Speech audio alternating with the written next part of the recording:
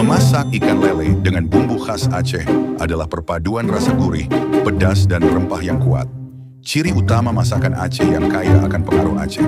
Sejarah masakan ikan lele khas Aceh tidak bisa dipisahkan dari perjalanan panjang budaya kuliner masyarakat Aceh yang dipengaruhi oleh lingkungan alam, perdagangan, dan tradisi lokal.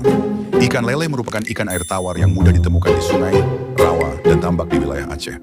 Sejak dulu masyarakat pedesaan menjadikan lele sebagai sumber protein yang murah dan mudah didapat bahan pangan sehari-hari bagi petani dan nelayan darat. Alternatif ikan laut saat hasil tangkapan berkurang. Tradisi memasak lele berkembang secara alami dari kebiasaan memasak ikan segar dengan bumbu sederhana. Aceh dikenal sebagai Serambi Mekah, sekaligus jalur perdagangan penting sejak abad ke-16. Pada masa Kesultanan Aceh Darussalam, banyak pedagang dari Timur Tengah, India, Persia.